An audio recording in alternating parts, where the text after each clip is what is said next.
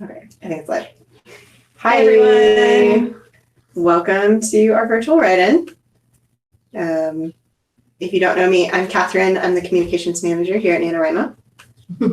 I'm Mariah. I'm the Young Writers Program Director at NaNoWriMo. Nina, the editorial intern at NaNoWriMo. Yeah, we're here with you today. I apologize if the video or audio quality is not great. We had our computer that we normally use to do these just die about an hour ago. So yeah, we're doing our best to make it work. Feel free to let us know if anything goes terribly wrong. We'll do our best to fix it. Yeah, so this is our first camp. Yes. VWI, Virtual Write-In of 2019, which is really cool. Indeed it is. And if you don't know what camp is, it's a thing that's like NaNoWriMo, but it happens in April and July. And you can join cabins and chat with other writers and also pick whatever kind of project you choose.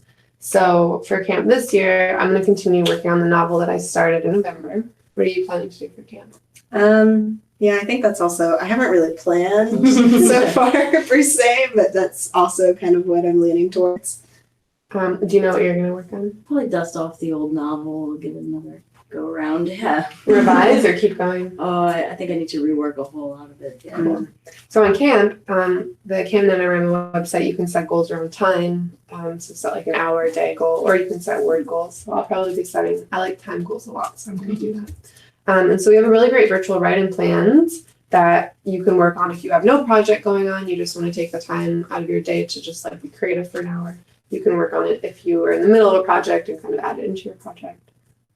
I think so. Okay, cool. Yeah, and I just dropped a link too. If you haven't already, if you have a project that you know you want to work on, you can go to the campnanowrimo.org/project/new link, and you can create your project. And so once you do that, you can add an excerpt and cover and all that fun stuff and get ready to start writing on April 1st when it officially starts. So if you want to drop in the chat maybe where you're coming from today or what we just said, what we're going to be working on for our camp project. Yeah, yeah, let us know. I always love hearing what people are working on, especially if it's not a novel. It's, I don't know, it's just fun to hear about. Cool. Yeah. Should we jump into it? Sure. All right, let's get going. So today we were kind of trying to think of where a lot of people might be, whether some of you have been editing your projects that you wrote in November, some of you have kept writing, some of you have not written anything in a very long time. Hey, that's me. So we were just trying to think of something to kind of get us back in the flow of it, get us ready for camp when things are going to kind of pick up again. And we were thinking a lot about kind of narrative voice and the voice that you use when you're writing. So today, to start out with, we thought our first word sprint, just be short, just kind of making a list. So this will be 5 minutes long.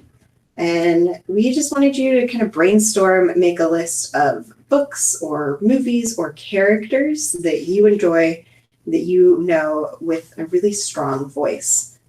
So just jotting that down. I'll set a timer here. I like being able to take time to do stuff like this, like, because in NaNoWriMo, if it was November, I'd be like, I don't have time for this, I have to just write my words. But now it's like, we could take the time to step back and think, like, what kinds of characters are really interesting to me, and like, how can I work that in to the project I'm working on. And I see people are doing a lot of things like screenplays. I saw that mentioned a couple of times, so that's kind of like perfect for that, where it's all voice, right? Yeah, awesome. All right, so I have a timer set for 5 minutes. And remember, you don't have to do the prompt if you don't want. If it doesn't work for you, you can just use this time to write for yourself. Basically, it's just like hanging out time. You're cool, right? We're just hanging out. We're just your friends here, hanging out. Okay. Should we get ready? Yeah. Yes. And then if you're thinking, what are we doing right now? We'll drop it into the chat, the prompt that we just said. And it's also, we'll put it in the video description as well. Yeah. So check it out. All right. Let's start. 5 minutes.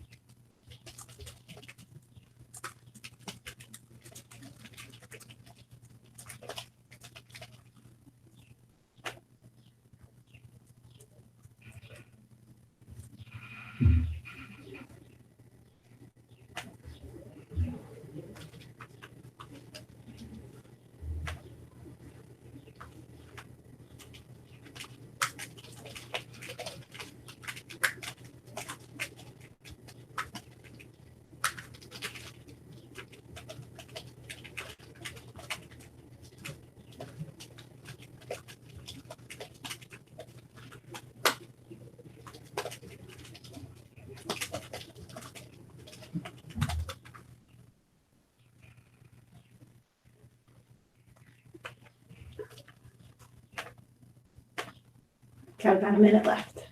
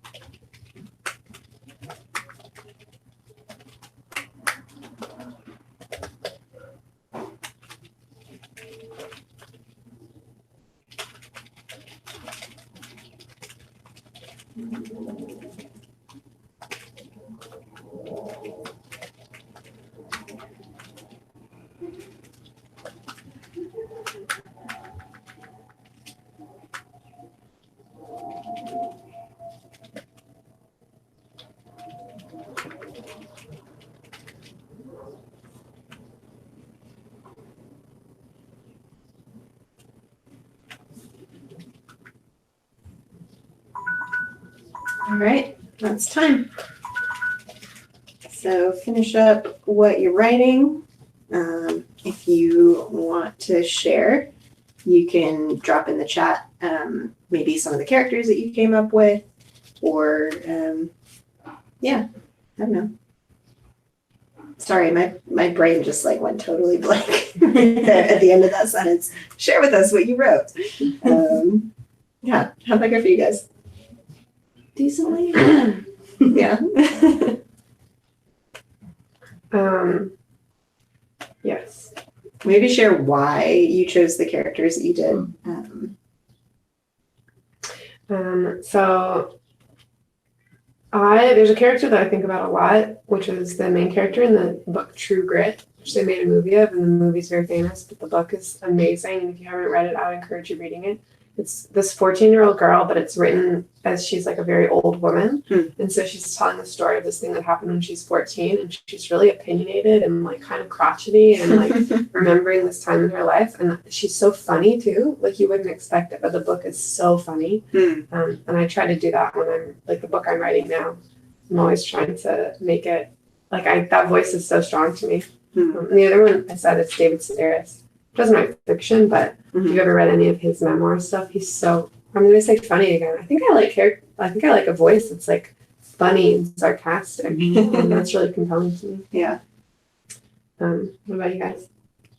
I came up with a few. So I don't know if any of you have ever read the Redwall books, but it's kind of voiced in a different way because like each different it's medieval fantasy with woodland creatures. So like every different creature has their own dialect basically, and he writes them phonetically. So it's like the moles speak in a certain way and like the otters speak in a certain way. And so I was thinking, but it's one of those things where you read it on the page and you can hear it in your head. Yeah. So yeah, That's cool. that's kind of the first one that popped out to me. I saw that someone else had also mentioned Pony Boy from The Outsiders, which is one of my all-time favorites. He's got such a dreamy kind of. Yeah. I love this comment from HM. A lot of my characters have independent and fabulously single vibes, which is like a really strong, like as soon as you said that, I got such a clear voice going through my head. Like, that is a strong voice too. Or some other people, Charlotte says, Monty from A Gentleman's Guide to Vice and Virtue. I can feel that already. Victoria Freeman says the narrator in The Invisible Man. Cool. Or yeah. Or Tori from Virals is super opinionated and humorous. So these are all like kind of big, like fabulously single, opinionated and humorous. They're a little bit larger than life, but it's still very realistic. Yeah. One of the other ones that I mentioned was Harry Dresden from the Dresden Files, who's also kind of like funny and sarcastic. And Jim Butcher wrote those books. And I read all the Dresden Files books, and then I tried to read another series that he had written, and it was very much like serious highbrow fantasy, and I couldn't get through it because I was like, oh, this is not what I was expecting. But I don't know. That's interesting. Yeah. Someone mentioned Steve from Truly Devious by Maureen Johnson. This is a musical book. Dragon said that. She's a really interesting character, true crime lover who has anxiety. And I feel like that's another piece of voice too. It's like how a person relates to things like that. Like I can think of some characters who have a very anxious voice or like nervous, and that also comes through really strong, I think, in the character's voice. Cool. Deeply flawed characters. Yeah. Oh, I didn't write this down, but I just thought of it when you were saying that. But David Levithan has these books called One Day and Every Day. It's a series, but where the main character kind of jumps from body to body. And there's one time he jumps into a body that has high anxiety, and like the voice, it's the same character, but the voice changes completely because of the body that he's in. So people are really dropping in lots of stuff. Like I love all this Franny Fisher or Death from the Book Thief. I did write that. We're so close together. I was like, I saw that you wrote that too. Yeah, because that was just, I remember the first time I read that, I was like, I would have never thought to write a book from the point of view of death. So. Yeah, it's such a fun. He's also kind of funny or a little bit offbeat. Yeah. Those are my favorite characters to write. For sure. That's a veterinary from the Discworld. Has such power in his voice. I've been reading a lot of Terry Pratchett lately as well. So Terry Pratchett in general, I feel like has like a strong, just narrative voice. His like you can tell it's a Terry Pratchett novel, like right away. I was having a conversation with some of my friends about like songs that you listen to, and you can tell within like 5 seconds of listening to the song if it's a certain artist. So I wonder if there are books that you can tell within like one sentence of reading it if it's a certain author. I think Charles Bukowski is one of those. Oh yeah. Oh my god, that's true. Okay.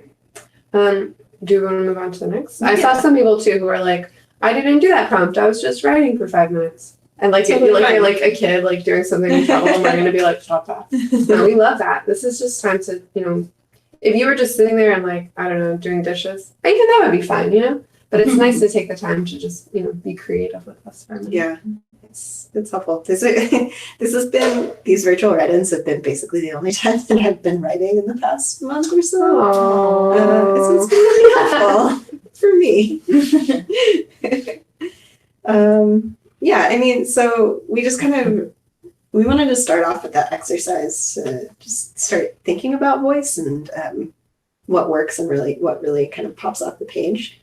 And some of you have already been talking about this, but kind of what makes those voices strong, the characters that you listed, and how have they influenced your own writing? Like, have you ever kind of taken some elements of strong voice characters and put them into your own characters, or even, taking kind of larger than life people that you know and working things like that into your novel, into your characters? Yeah. Have you guys ever done anything like that? Have you? Oh yeah. Yeah. I when I get stuck, I will retype some of my favorite books for inspiration and to get a feel for their writing flow and Cool. yeah. I like that. It's very like, I don't know. I feel like it's very like somebody sitting in a Paris garret, like, Oh yeah. like typing away. Oh, it takes you there. I'm also seeing people say Claus from the Umbrella Academy, which I just started watching, and very much. Yeah, I don't know. I feel like it's a problem that I come across in my writing sometimes, where I feel like my character voices aren't strong enough. Like there's a lot of plot happening to them. Yeah, I don't know. I don't know what to say. Now people just want to talk about how great class is, but I haven't seen it yet, so we're gonna have to Oh, it's stop. so good. Spoilers. Okay. No spoilers. He is really great. You watch it. Okay. Oh, what did I say, Charlotte? No more comments. Do you want to move on to the next one? The next prompt? Yes. Yeah, let's do it. Okay. So for the next prompt, we're going to take 10 minutes. And we thought that you could choose one of the characters that you listed in the last prompt and write something from their perspective or in their voice. So yeah, and if you didn't write anything down, if you didn't do the last prompt, that's fine. You don't have to. Maybe you can choose one of your own characters, but I think it's kind of a fun exercise to take a different character that already has a very strong voice and presence and put your own spin on it and see what happens. Eva says, so fan fiction? Yes. But more like picking like one of those characters, and you could plop them into like the room with you right then. Yeah. Like sometimes I imagine a character in the room with me and like how we're talking and interacting. So you could plop them into your story, you could plop them into your room, but practicing writing that voice. Or plop them into some situation that would never actually happen to them in the story that they're currently in. And for me, actually, I'm like thinking through how I would do this, and I'm actually thinking I might go to the novel I'm working on right now and practice and try to work out one of my characters' voices that I'm not quite sure yet. So yeah, whatever works for you. All right, so this is going to be 10 minutes, and let's go ahead and start.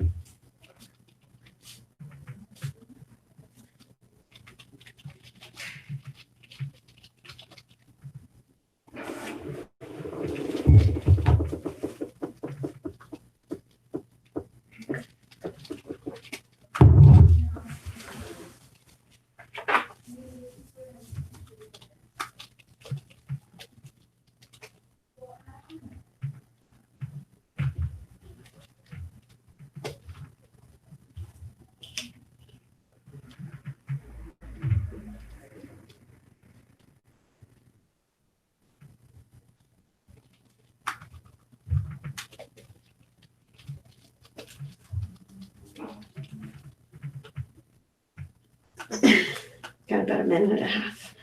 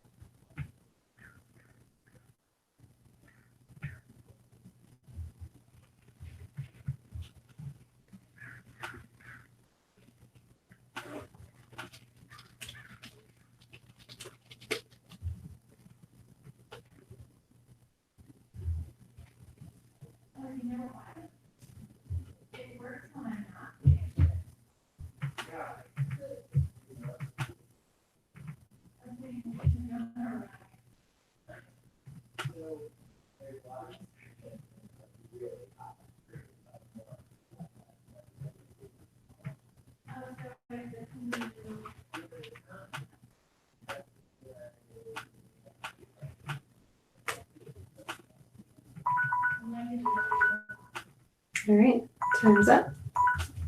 Go ahead and wrap up whatever you're writing. Yeah, if you want to drop in the chat, maybe which character you picked or what you wrote about, or if you want to say how many words you wrote, or if you didn't do the prompt and did something else completely. You can also share a sentence if you want to of what you wrote. Yeah. How'd you guys do? Did you use the prompt? Not exactly. Just like rewrite kind of. Yeah. And you? I actually spent most of it rereading what I had written last, because talking about voice, the project that I've been working on since November has 12 different characters, and I'm writing from each of their perspectives. So I was kind of reading over the last chapter that I wrote and kind of like, oh, does this character have an actual voice? Like, what is it? And trying to see some of the choices that I made there. And I think it's one of those things where you write it and you're like, it's not that good. And then you go back and read it and you're like, actually, that's not bad. Yeah. So it was useful, I think. How about you? I did not do the prompt. I went back and looked at the story that I'm working on now, and my story also has like 12 characters that are like not all named, but and some of them that have strong voices are much easier to, like, it's easier to write when you make someone, a little bit larger than life. Right, yeah. And I think it's like I have one who I made kind of wealthy, and how does he talk, and one that's from the South, and but without going into like stereotypes, because then it's like not everyone. Yeah. I love some of the things people were saying in the comments. So like Bat Rule said she wrote Joe March going to Hogwarts, which I'll read that novel. So if you want to keep writing that whole novel, please do, because I would be very into that. That's so funny. Like HN says, I accidentally just found the ending of this tiny sketch scene that he wrote. Or a tiny scene sketch. That's very cool. Someone wrote about Death from the Book Thief. I'd love to hear what that was. Diane says, I've turned my focus on character background to give me a better jumping off point. She didn't even have a name before. So that's great. And like that Charlotte said, I tried to do Elizabeth Bennet from Pride and Prejudice, but it's just ended up as a rant about Mr. Collins. It's pretty close. I mean, I feel like that's probably what she write, honestly. Rants are always a good place to start.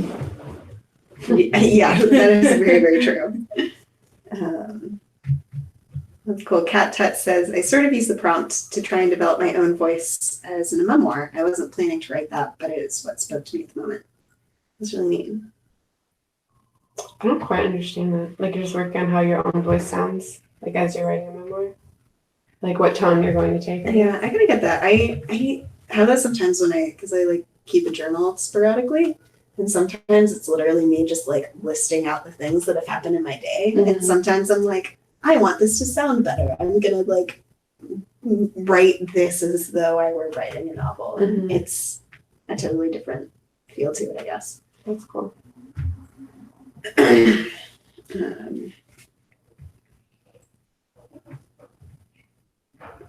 Awesome. Oh. I was gonna say a lot of these I want to read. A lot of, I'm sure everybody knows this, but I feel like there are certain novels that are their own novels now that started as fanfics, like started as authors, you know, as writers like us, just trying out different voices and different characters, and then kind of running with it and turning it into its own thing. Yeah.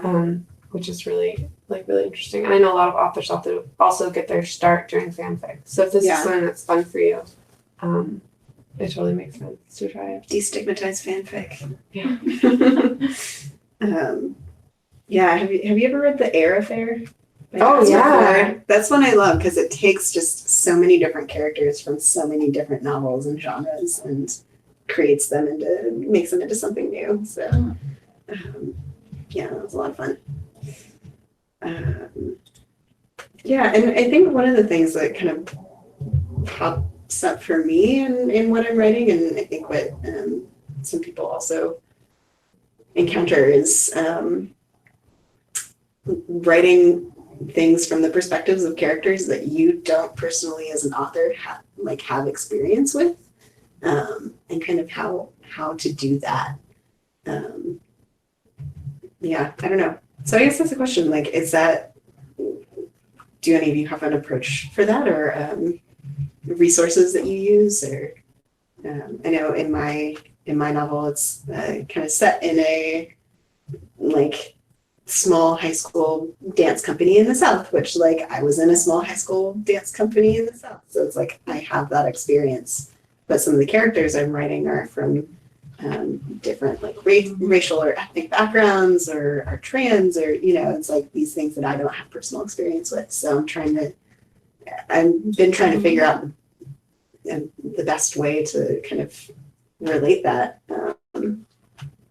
Yeah, I don't know. That's my thought. Yeah. My thoughts seem very scattered today. Yeah. I don't know. Is that something that you guys have ever struggled with? I mean, I feel like I use the old adage, kind of write what you know for the most part. But when you see someone do it really successfully, it's definitely inspiring to, make a leap from your usual approach and, drawing parallels and, okay, how is my life similar to this person's and how does it differ? And have I ever felt similarly, but maybe from a different experience or something. That's a cool way to look at it. Sorry if we're skipping over things in the chat. I think my chat went down for a minute. So mine too. Sorry, our Wi-Fi here is a little sketchy. Yeah, that might be why our video quality is not the best today either. We're doing our best. I see people dropping like a little bit of questions in the chat. So someone was saying like there's a lot of camp chat happening, which I think is really great. If you have questions about Camp NaNoWriMo, like feel free to ask us. We have a plan when we do virtual write-ins, but it's really about you. So yeah, if you're like, I just have a lot of questions about camp right now, like we can definitely take a detour and answer those questions. For sure. So feel free to drop that in there. And the last question someone said is, does anybody have any tips for what to do when friends ask to read your rough draft? I have one who's being very persistent. She can read it even though I've told her no many times. Oh, man. That's on her. Like, just say no. Yeah. I have a husband and I have not let him read. Like, I let him read things when it's done, Like, so I'm working on my novel. I've been working on it for like 6 months. He's not seen a word of it and he won't because it's not at a state where I want to share. Drafts are like little fragile baby things, and if you hand them to somebody who doesn't know how to deal with first drafts and they drop it, like that can ruin a lot for you, like a feeling. So just be like, it's a precious thing, and it's not ready to, like, I'm not ready to hand it off yet, but maybe you will eventually. It's almost like a too many cooks spoil the broth situation. You'll get all these other people's voices in your head, and you might lose sight of your original intentions. Yeah. Yeah, just say like, I'll let you know when it's done. And if they can't if they don't know no means no, then that's another conversation to have. Just be like, Yeah. I'm telling you no, like that's it, you know. Like, as a human, that's So I'd be sad if your friendship ended over that, but just tell her no. and maybe it's one of those things where, you know, if eventually you might want to have your friend read it, you can be like, hey, I will let you know when that's a thing that's going to happen. But in the meantime, no. And then we've got on our camp feature, we've got Dawn who said, how does camp work? I've been to the website but still don't have a clear picture of what to expect. Yeah, that's a great question. Yeah. It's very similar to NaNoWriMo. So it is a month-long challenge. And it's a kind of, you'll have a similar graph that you would have in NaNoWriMo, tracking your progress for whatever goal you set. The biggest differences are that you can, you don't have to go for 50,000 words. You can set your own word count goal. You can set a goal around hours or pages or minutes. You know, if you're working on something else, or if that works better for you. The other big difference is that there are cabins in Camp NaNoWriMo. So you can either create one or with your friends, or be kind of randomly sorted into one. But they're just kind of small chat groups of up to 20 people. And there's a forum thread, I believe, for people who are looking for cabin mates. So it's kind of cool because you can find other people who are maybe in your age range or writing a similar genre, or like from the same country that you're in. It can be a really cool way to connect with other writers. Or you could find them here too. Like you could be like, I like the people I'm talking with on this YouTube channel. Yeah. Like, can I find some people here who want to be in a cabin with me in Camp NaNoWriMo? Yeah, exactly. And some cabins are more successful than others. Like I know sometimes people get sorted into a cabin that maybe all the writers drop out halfway through, and that can feel kind of bad.